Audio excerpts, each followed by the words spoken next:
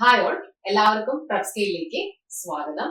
ഭരണഘടന പഠിക്കുന്ന സമയത്ത് നമുക്ക് ഏറ്റവും ബുദ്ധിമുട്ട് തോന്നുന്ന ഒരു കാര്യം എന്ന് പറയുന്നത് ഈ ആർട്ടിക്കിൾസ് ഒക്കെ ഓർത്ത് വെക്കാന്നുള്ളതാണ്.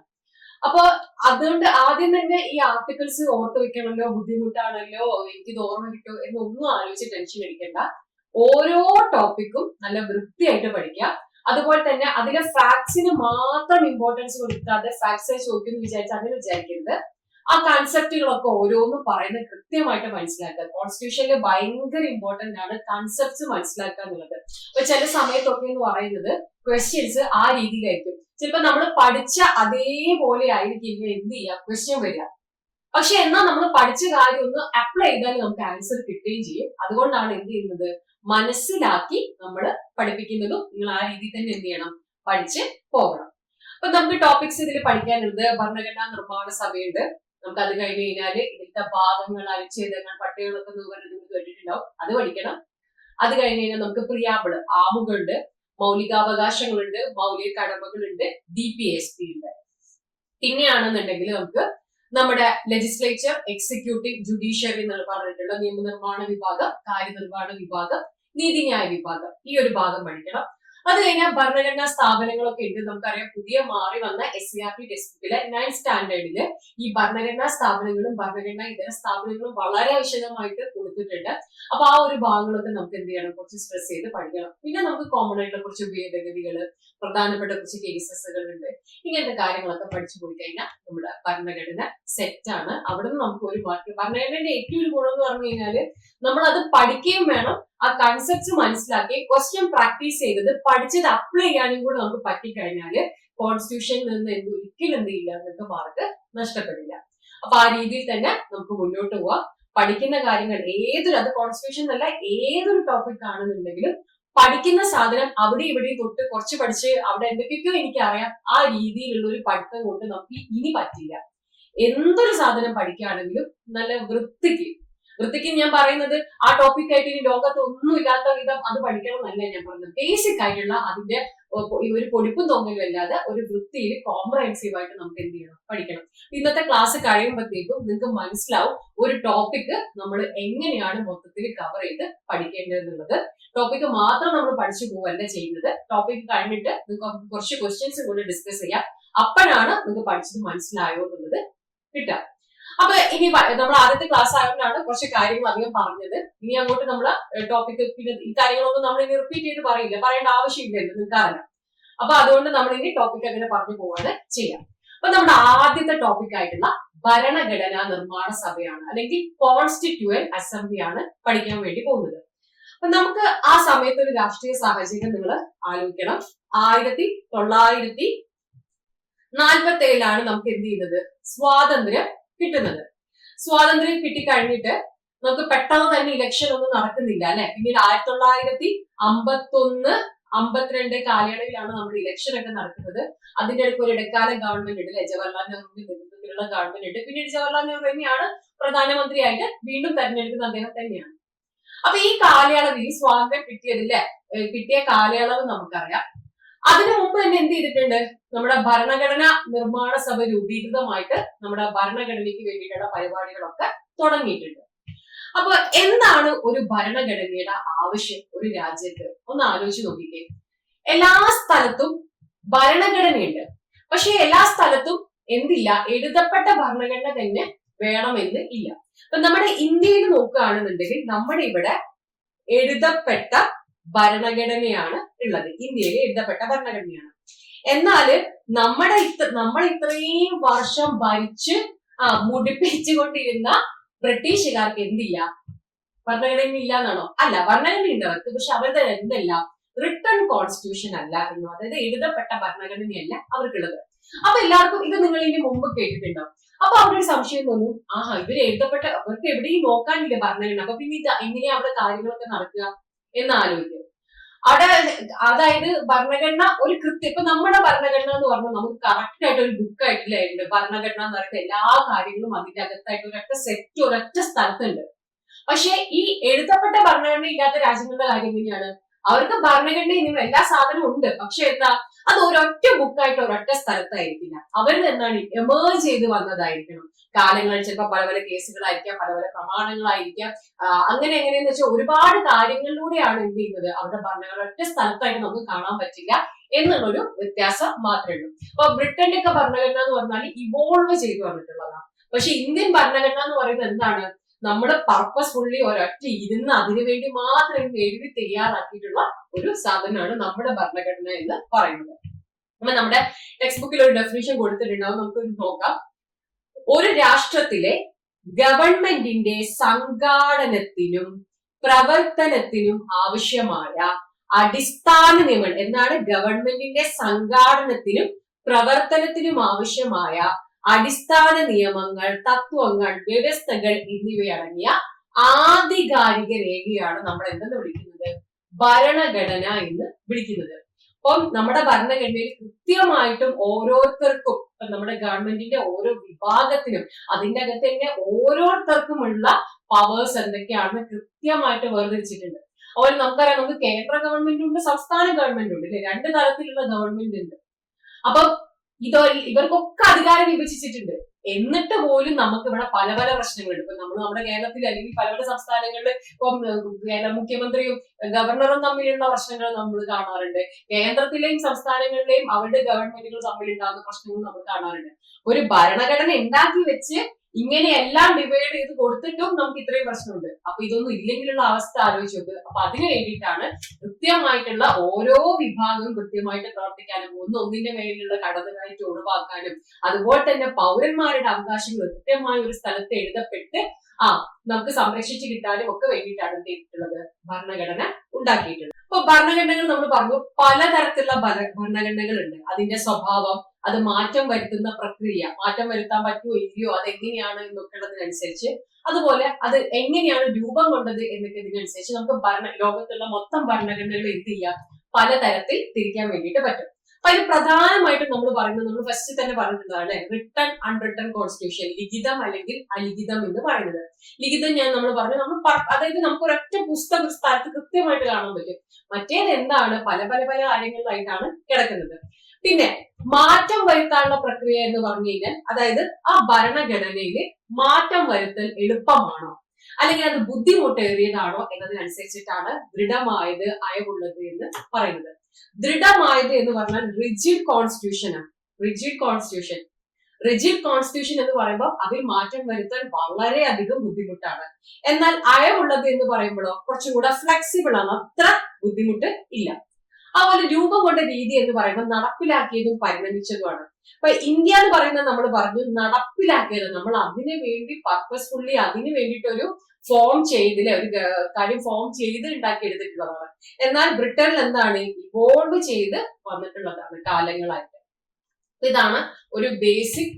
ഞാൻ ഒരുപാട് പറഞ്ഞു പോകുന്നില്ല, നിങ്ങൾക്ക് മനസ്സിലാക്കാൻ പറ്റുന്ന കാര്യങ്ങൾ പിന്നെയും ഇങ്ങനെ ഒരുപാട് വിശദീകരിച്ച് സമയം കളയേണ്ട ആവശ്യമില്ലല്ലോ. നമുക്ക് ഒരുപാട് കാര്യങ്ങൾ പഠിക്കാനുള്ളതാണ്. അപ്പൊ ഇത് കൂടുതൽ എക്സ്പ്ലനേഷൻ ഞാൻ ഇതിൽ പോകുന്നില്ല. അപ്പം ഇതിന്റെ തന്നെ ഞാൻ ഇപ്പൊ പറഞ്ഞ കാര്യങ്ങൾ വിശദമായിട്ട് ഇവിടെ ടെക്സ്റ്റ് ബുക്കിൽ തന്നെ കൊടുത്തിട്ടുണ്ട്. ടെക്സ്റ്റ് ബുക്കിന്റെ ആ പാർട്ടാണ് ഇവിടെ കാണുന്നത്. ഒന്ന് ഞാൻ വായിച്ചിട്ട് പോവാം, ഇവിടെ മനസ്സിലാക്കാൻ ബുദ്ധിമുട്ടുള്ള ഒരു കാര്യമില്ല. ലിഖിതം ഒരു രാഷ്ട്രത്തിന്റെ അടിസ്ഥാന തത്വങ്ങളും നിയമങ്ങളും വ്യവസ്ഥാപിതമായ രീതിയിൽ എഴുതി തയ്യാറാക്കി പുസ്തക രൂപത്തിൽ ക്രോഡീകരിച്ചിരിക്കുന്നതിനെയാണ് നമ്മൾ എന്തെന്ന് പറയുന്നത്, ലിഖിത ഭരണഘടന എന്ന് പറയുന്നത്. ഫോർ എക്സാമ്പിൾ ഇന്ത്യ, അമേരിക്കൻ ഐക്യനാടുകളൊക്കെ ലിഖിത ഭരണഘടനയ്ക്ക് ഉദാഹരണമാണ്. ഇവിടെ 2 പോയിന്റ് നിങ്ങൾ പഠിക്കണം. അതായത് ലോകത്തിലെ ആദ്യത്തെ ലിഖിത ഭരണഘടന നോക്കുകയാണ് എന്നുണ്ടെങ്കിൽ അത് ആരുടേതാണ്? ആദ്യത്തെ ലിഖിത ഭരണഘടന എന്ന് പറയുന്നത് USA ആണ്. എന്നാൽ ഏറ്റവും വലിയ ലിഖിത ഭരണഘടനയുള്ള രാജ്യം ചോദിച്ചാൽ ആരാ വരിക? നമ്മുടെ സ്വന്തം ഇന്ത്യയാണ് വരിക. അപ്പൊ ആദ്യത്തെ ലിഖിത ഭരണഘടന എന്ന് പറയുന്നത് USA ആണ്, മാറിപ്പോകരുത്. എന്നാൽ ലോകത്തെ ഏറ്റവും വലിയ എഴുതപ്പെട്ട ഭരണഘടനയുള്ള രാജ്യം ഏതാണെന്ന് ചോദിച്ചു കഴിഞ്ഞാല് അത് നമ്മുടെ ഇന്ത്യയാണ്. ഇനി അലിഖിതം എന്ന് പറഞ്ഞാൽ എന്താ? ഒരു രാഷ്ട്രത്തിന്റെ അടിസ്ഥാന തത്വങ്ങളും നിയമങ്ങളും വ്യവസ്ഥാപിതമായി, അതായത് ഒരു കൃത്യമായിട്ടുള്ള ഒരു ഓർഡറിൽ അങ്ങനെ എഴുതപ്പെടാത്തതും പുസ്തക രൂപത്തിൽ അത് ക്രോഡീകരിക്കപ്പെടാത്തതിനെയുമാണ് നമ്മൾ എന്ത് ചെയ്യുന്നത്? അലിഖിത ഭരണഘടന എന്ന് പറയുന്നത്. അതിന് എക്സാമ്പിൾ ആണ് UK, അതുപോലെ തന്നെ നമ്മുടെ ന്യൂസിലൻഡ് ഒക്കെ എക്സാമ്പിൾ ആണ്. എക്സാമ്പിൾ എന്ത് ചെയ്യണം? പഠിക്കണം. ഓക്കെ, അപ്പൊ ഇത് പഠിക്കാൻ ബുദ്ധിമുട്ടില്ലല്ലോ. ലിഖിതം, ഇന്ത്യത്തെ നമുക്കറിയാം ലിഖിത ഭരണഘടനയാണ്. USA എന്താണ്? നിങ്ങൾ പിന്നെ അമേരിക്കൻ ഹിസ്റ്ററിയിൽ പഠിക്കും, അമേരിക്കൻ റവല്യൂഷൻ ഒക്കെ പഠിക്കും. അപ്പൊ അവിടെ ഉണ്ട് അല്ലെ, കൃത്യമായിട്ട് അവര് എന്ത് ചെയ്യാണ്? അമേരിക്കൻ റവല്യൂഷന് ശേഷം നമ്മുടെ ഇന്ത്യക്ക് വേണ്ടിയിട്ട്, അമേരിക്കക്ക് വേണ്ടിയിട്ട് അവരെ ഭരണഘടന എഴുതി തയ്യാറാക്കുന്നതാണ്. അലിഖിതം എന്ന് പറയുന്നത് UK-യും, എക്സാമ്പിൾ ന്യൂസിലൻഡും. UK-യും ന്യൂസിലൻഡും. ഇനി ദൃഢമായത്, അപ്പൊ ദൃഢമായത് നമ്മൾ പറഞ്ഞതാണ്. ഇപ്പൊ ബേസിക് ആയിട്ട് എന്താണ്? മാറ്റം വരുത്താൻ ബുദ്ധിമുട്ടുള്ളതാണ് ദൃഢമായത്. എന്നാൽ സമയം അയവുള്ളത് എന്ന് പറയുമ്പോൾ എന്താണ്? ആ പേര് തന്നെ ഉണ്ട്. നമുക്ക് ചില കാര്യങ്ങളൊക്കെ എന്ന് പറയുന്നത് നമ്മൾ എപ്പോഴും ഒരു കാര്യം വായിക്കും, ആദ്യം ഒന്ന് പേര് ശ്രദ്ധിക്കുക. പേര് തന്നെ ആ ഒരു കാര്യം എന്താണ് ഉദ്ദേശിക്കുന്നത് ആദ്യം കൺവേ ചെയ്യുന്നുണ്ടാവും. അപ്പൊ അയവുള്ളത് എന്ന് പറയുമ്പോൾ വളരെ ഫ്ലെക്സിബിൾ ആണ്. അപ്പൊ ഇവിടെ ഒരു ചോദ്യം ഉണ്ട്, ഇന്ത്യയുടേത് എങ്ങനത്തതാ? ദൃഢമായതാണോ അതോ അയവുള്ളതാണോ? ഏതായിരിക്കും? ഇത് ഇതിനു മുമ്പ് ബേസിക് ക്വസ്റ്റ്യൻ ചോദിച്ചിട്ടുണ്ട്, ഒരു സ്റ്റേറ്റ്മെന്റിൽ വന്നിട്ടുണ്ട്. എന്താണ്? നമ്മള് ദൃഢമായത് എന്നുള്ള എക്സാമ്പിൾ നമുക്ക് ഇന്ത്യ പറയാൻ പറ്റില്ല, അയവുള്ളത് എന്നുള്ള എക്സാമ്പിളും പറയാൻ പറ്റില്ല. ഇന്ത്യ ഒരേ സമയം റിജിഡ് ആൻഡ് ഫ്ലെക്സിബിൾ ആണ്. ഇന്ത്യ ആണ് എന്നുണ്ടെങ്കിൽ നിങ്ങൾ ഇത് ഞാൻ നോട്ടിൽ ആഡ് ചെയ്തിട്ടില്ല, റിട്ടേൺ ആയിട്ട് നിങ്ങൾ എന്ത് ചെയ്യണം? നോട്ടിൽ നിങ്ങൾ നോട്ട് ചെയ്ത സമയത്ത് എഴുതണം. ഇന്ത്യ എന്താണ്?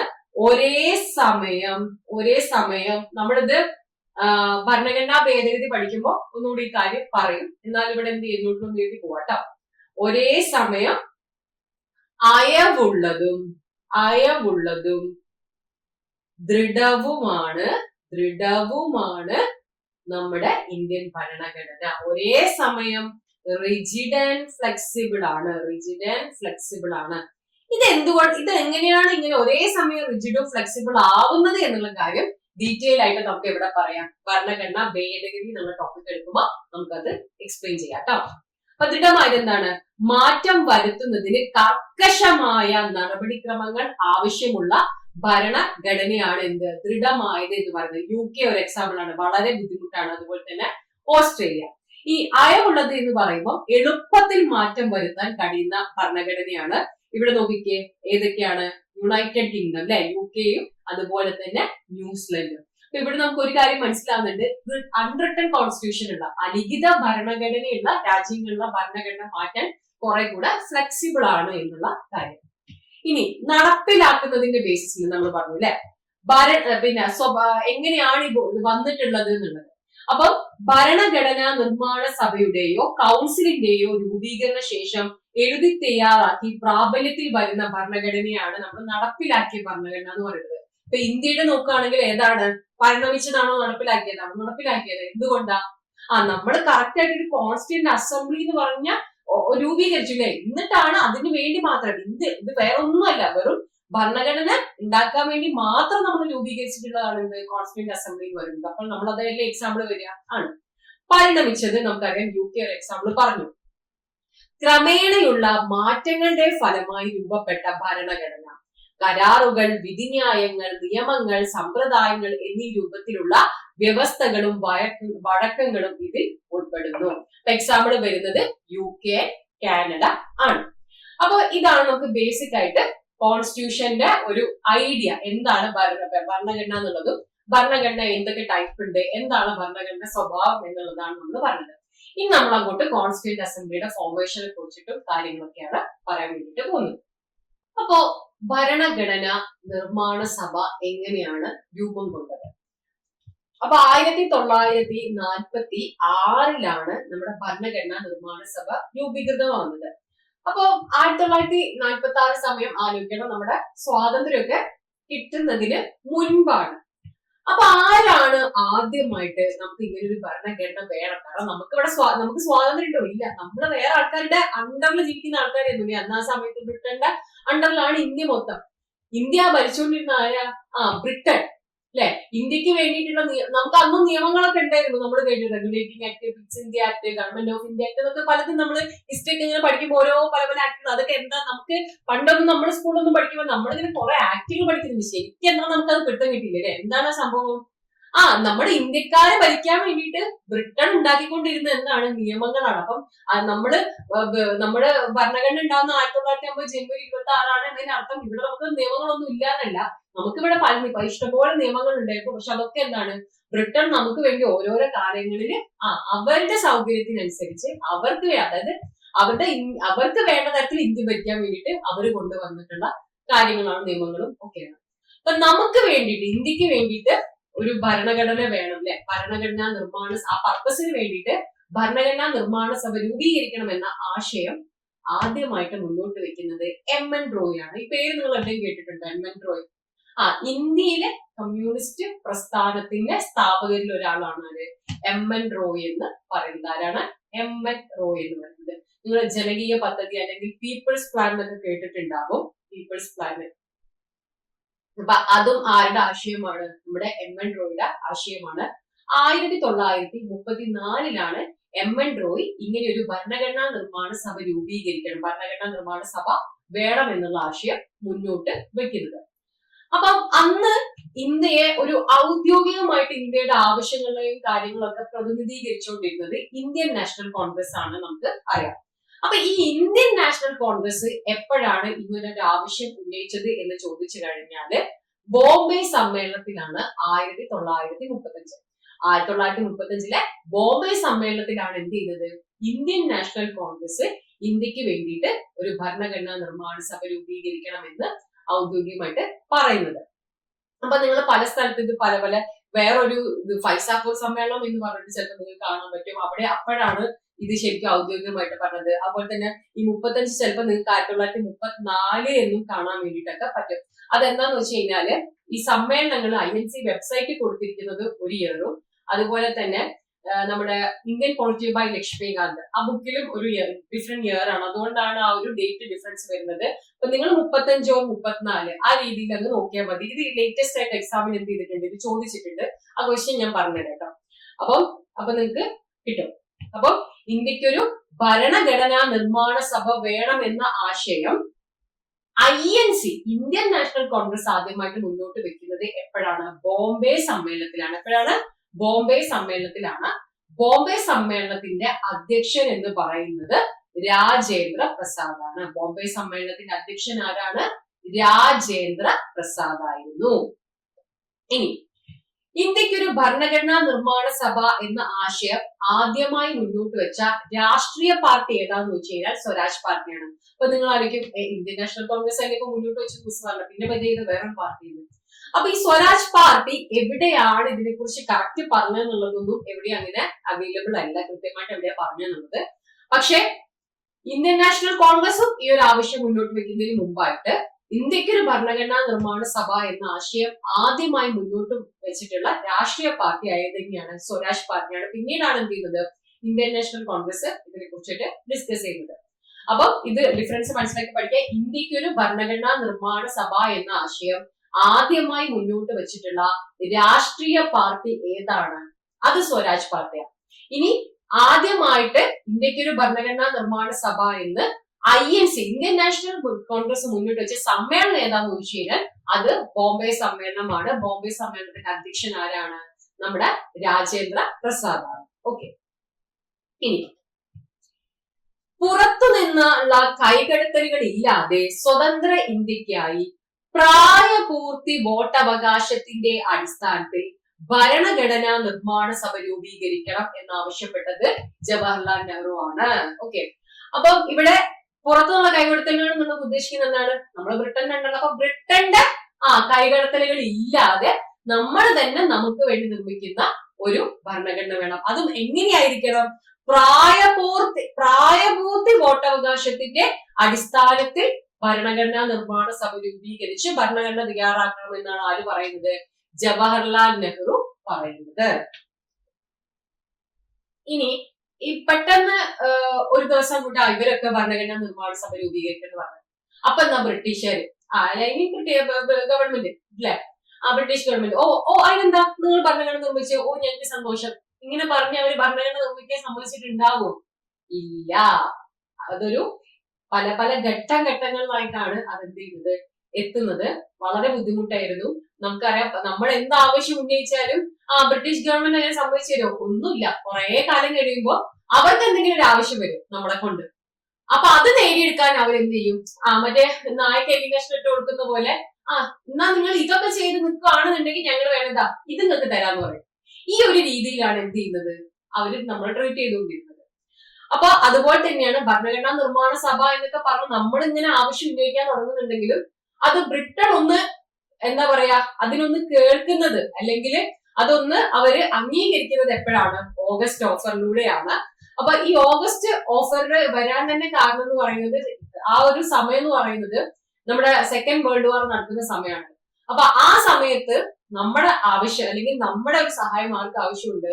ബ്രിട്ടൻ ആവശ്യമുണ്ട്. അതുകൊണ്ടാണ് ആ സമയത്ത് എന്ത് ചെയ്യുന്നത്, അവര് കുറച്ച് നമ്മുടെ ആവശ്യങ്ങളൊക്കെ കേൾക്കാൻ തയ്യാറാവുന്നതും, നമുക്ക് എന്നാൽ ഓക്കെ നിങ്ങൾ ഇങ്ങനെ ചെയ്യുകയാണെങ്കിൽ ഞങ്ങൾ നിങ്ങളുടെ ഈ പറഞ്ഞ ആവശ്യമൊക്കെ ഒന്ന് അംഗീകരിച്ചു തരാന്നൊക്കെ പറഞ്ഞിട്ട് വരുന്നത്. അപ്പൊ ഓഗസ്റ്റ് ഓഫറിൽ എന്താ സംഭവം നടക്കുന്നത് വെച്ചാൽ, ഇപ്പൊ ഓഗസ്റ്റ് ഓഫറും ക്രിപ്സ് മിഷനും ക്യാബിനറ്റ് മിഷനും ആണ് നമ്മൾ ഇവിടെ പറയാ. അപ്പൊ നിങ്ങളുടെ ഹിസ്റ്ററിയിൽ ഓഗസ്റ്റ് ഓഫറും ക്രിപ്സ് മിഷനും ഒക്കെ പഠിക്കുന്നതാണ്. ക്യാബിനറ്റ് മിഷനും നിങ്ങൾ അവിടെ പഠിക്കാറുണ്ട്. അപ്പൊ ആ സമയത്തൊക്കെ നിങ്ങൾ ക്രിപ്സ് മിഷൻ മുന്നോട്ട് വെച്ച നിർദ്ദേശങ്ങൾ, അല്ലെങ്കിൽ ഓഗസ്റ്റ് ഓഫറിലൂടെ കൊണ്ടുവന്നതെന്നൊക്കെ പറഞ്ഞിട്ട് കുറെ കാര്യങ്ങളുണ്ട്. അപ്പൊ ഞാൻ അത്രയത്തിലോട്ട് ഇവിടെ പറയുന്നില്ല. അത് നിങ്ങൾ ആ സൈഡിൽ തന്നെ പഠിച്ചാൽ മതി. ഇവിടെ നമ്മൾ ഒരു ഭരണഘടനാ നിർമ്മാണ സഭ എന്നുള്ള ഒരു പോയിന്റ് ഓഫ് വ്യൂയിലുള്ള കുറച്ച് കാര്യങ്ങൾ മാത്രമേ എന്ത് ചെയ്യുന്നുള്ളൂ, പറയുന്നുള്ളൂ. അപ്പൊ ഇവിടെ ഏറ്റവും പ്രധാനം ക്യാബിനറ്റ് മിഷൻ തന്നെയാണ്. ഭരണഘടനാ നിർമ്മാണ സഭ രൂപീകരിക്കാൻ വേണ്ടിയിട്ടുള്ള ബ്രിട്ടീഷ് ദൗത്യം ഏതാണെന്ന് PSC ചോദിച്ചിട്ടുണ്ട്. അതിന്റെ ആൻസർ ഏത് തന്നെയാണ്? ക്യാബിനറ്റ് മിഷൻ തന്നെയാണ്. അത് ഓഗസ്റ്റ് ഓഫർ ക്രിപ്സ് മിഷൻ ഒന്നുമല്ല, ക്യാബിനറ്റ് മിഷൻ തന്നെയാണ്. പക്ഷെ പെട്ടെന്ന് ക്യാബിനറ്റ് മിഷനിലോട്ട് എത്തല്ല ചെയ്യുന്നത്. അതുകൊണ്ട് എന്ത് ചെയ്യണം, ഇത് രണ്ടും കൂടെ ഒന്ന് നമ്മളവിടെ ഒന്ന് മനസ്സിലാക്കിയിട്ട് പോകണം. ക്യാബിനറ്റ് മിഷൻ ആണ് നമ്മൾ എന്ത് ചെയ്യേണ്ടത്, പഠിക്കേണ്ടത്. അപ്പൊ ഓഗസ്റ്റ് ഓഫറിൽ എന്താന്ന് വെച്ച് കഴിഞ്ഞാല്, ഭരണഘടന നിർമ്മിക്കാനുള്ള നിർദ്ദേശം ബ്രിട്ടീഷ് ഗവൺമെന്റ് ആദ്യമായിട്ട് മുന്നോട്ട് വെക്കുന്നത് ഓഗസ്റ്റ് ഓഫറിലൂടെയാണ്. എപ്പോഴാണ്? 1940 ഓഗസ്റ്റ് 8-നാണ്. എപ്പോഴാണ്?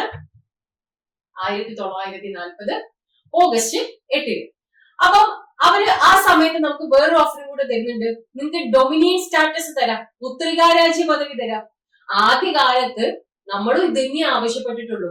നമുക്കൊരു ഡൊമിനിയൻ സ്റ്റാറ്റസ്, നമുക്ക് സ്വാതന്ത്ര്യം വേണമെന്ന് നമ്മൾ അത്രയും ആലോചിച്ചില്ല. കംപ്ലീറ്റ് അങ്ങോട്ട് ബ്രിട്ടൻ പോയി വേണമെന്നൊന്നും നമ്മൾ ആദ്യകാലത്ത് ഇന്ത്യൻ നാഷണൽ കോൺഗ്രസിനൊന്നും തുടക്കകാലത്തൊന്നും ആ ഒരു ചിന്ത ആർക്കും ഇല്ല.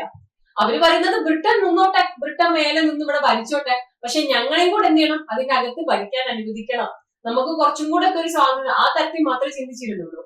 പക്ഷെ നമുക്കറിയാം 1930 നമ്മള് പൂർണ്ണ സ്വര അല്ലെ, 1929 Purna Swaraj resolution Indian National Congress പാസ്സാക്കുകയും അങ്ങനെ 1930 ജനുവരി 26 പൂർണ്ണ സ്വരാജ് ഡേ ആയിട്ടൊക്കെ ആചരിക്കുന്നുണ്ട്. അപ്പൊ അതോടുകൂടിയൊക്കെ തന്നെ നമ്മൾ തീരുമാനിച്ചത്, ഇനി ഇവരുടെ പിന്നെ എന്താ പറയാ, ഞങ്ങളും ഇവിടെ നിന്ന് നിങ്ങൾ ഭരിക്കാനുള്ള അവസരം, അതൊന്നും ഡൊമിനിയൻ സ്റ്റാറ്റസ് ഒന്നും ഇനി വേണ്ട, പുത്രികാരാജ്യ പദവി ഒന്നും വേണ്ട. നമുക്ക് എന്താ വേണ്ടത്?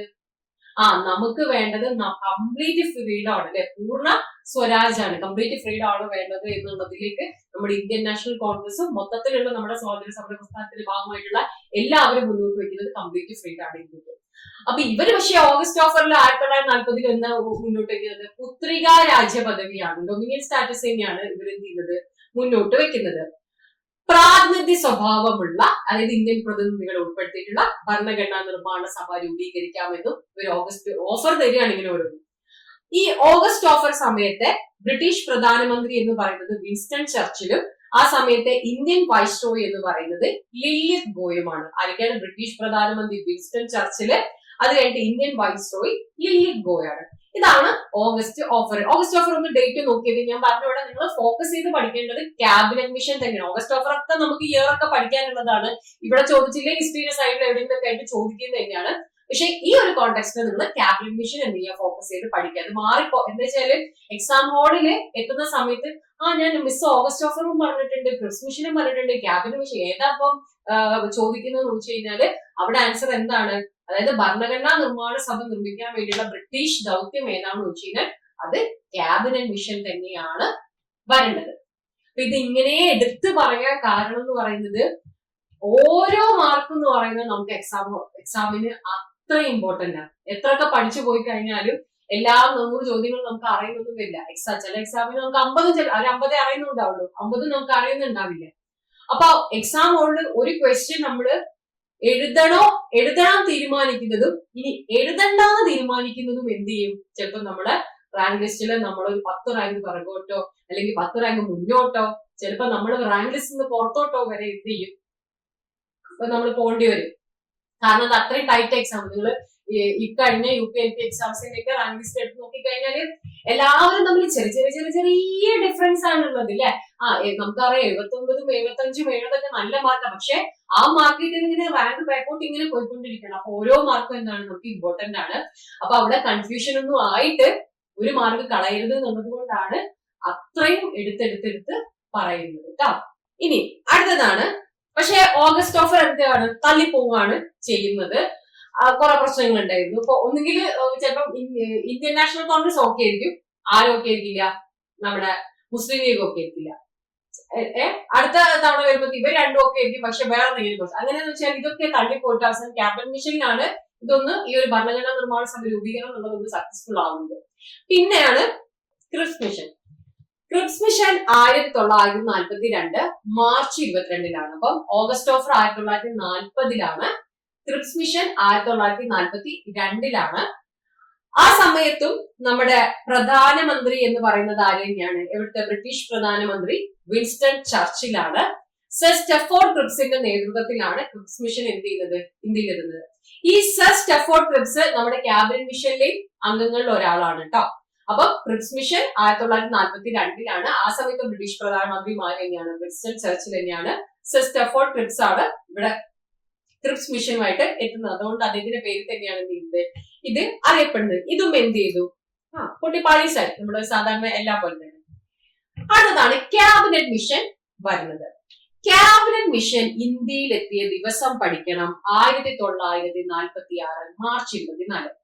അപ്പൊ ചില സ്ഥലത്ത് നിങ്ങൾ ഇത് മാർച്ച് 23 ചിലപ്പോ കണ്ടിട്ടുണ്ടാവും. അതെന്താന്ന് വെച്ച് കഴിഞ്ഞാല് ഈ ക്യാബിനറ്റ് മിഷന് ഇന്ത്യയിൽ എത്തുന്നത് ആദ്യം എത്തുന്നത് ശരിക്കും കറാച്ചിയിലാണ് എത്തുന്നത്. 1946 മാർച്ച് 23-നാണ് എന്ത് ചെയ്യുന്നത്? ഒരു കറാച്ചിയിൽ എത്തുന്നത്. അത് കഴിഞ്ഞ് 24-നാണ് എന്ത് ചെയ്യുന്നത്? അവർ ഡൽഹിയിലോട്ട് എത്തുന്നത്. ആ സമയത്ത് കറാച്ചി ഇന്ത്യയുടെ ഭാഗമാണ്. നമ്മൾ പറഞ്ഞു ക്യാബിനറ്റ് മിഷൻ രൂപീകരിക്കുന്ന 1946-ലാണ്. ഭരണഘടനാ നിർമ്മാണ സഭ നിലവിൽ വരുന്നത് 1946-ലാണ്. ആ സമയത്ത് ഇന്ത്യ വിഭജിച്ചിട്ടില്ല. പക്ഷെ ഇന്ന് കറാച്ചി ഇന്ത്യയുടെ ഭാഗമല്ല. അപ്പൊ ഡൽഹിയിൽ എത്തുന്ന ആ ഒരു ഡേറ്റ് ആണ് എന്ത് ചെയ്യുന്നത്? എടുക്കുന്നത്. അതുകൊണ്ടാണ് നിങ്ങൾക്ക് 2 ഡേറ്റ് കാണുമ്പോൾ കൺഫ്യൂഷൻ അടിക്കേണ്ട, ഇതാണ് സംഭവം കേട്ടോ. അപ്പൊ ക്യാബിനറ്റ് മിഷൻ ഇന്ത്യയിൽ എത്തുന്നത് 1946 മാർച്ച് 24-ലാണ്. ആ സമയമാകുമ്പോഴത്തേക്കും എന്ത് ചെയ്യുന്നുണ്ട്? പ്രധാനമന്ത്രി മാറുന്നുണ്ട്. വിൻസ്റ്റൺ ചർച്ചിൽ മാറിയിട്ട് ക്ലമന്റ് ആറ്റ്ലി ആവുന്നുണ്ട് കേട്ടോ. വിൻസ്റ്റൺ ചർച്ചിൽ മാറിയിട്ട് ആരാവുന്നുണ്ട്? ക്ലമന്റ് ആറ്റ്ലി ആയിട്ട് മാറുന്നുണ്ട്. ആ സമയത്തെ ഇന്ത്യൻ വൈസ്രോയ് എന്ന് പറയുന്നത് വേവൽ പ്രഭുവാണ്.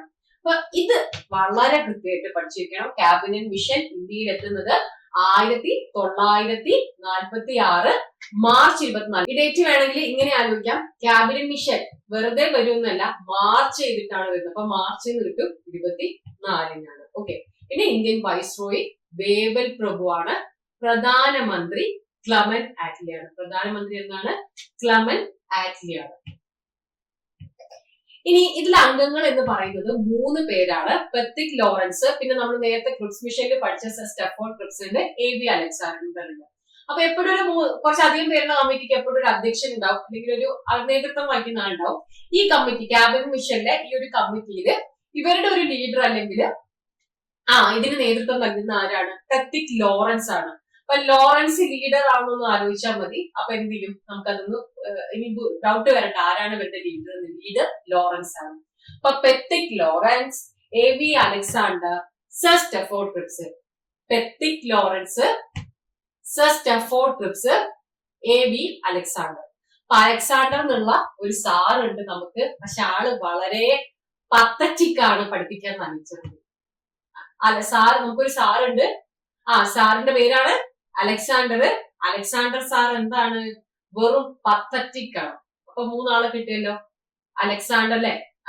അപ്പൊ നമുക്ക് പേരിന്റെ ഫുള്ള് കിട്ടിയില്ലെങ്കിലും കുഴപ്പമില്ല, ഓപ്ഷൻസ് എടുക്കാനേ ഉള്ളൂ. അപ്പൊ അലക്സാണ്ടർ സാറ് വെറും പത്തറ്റിക് ആണ്, അല്ലെ പരിതാപകരമാണ്. അപ്പൊ Stafford Briggs, A B Alexander, Pethick Lawrence 3 പേരെയും നമുക്ക് കിട്ടി.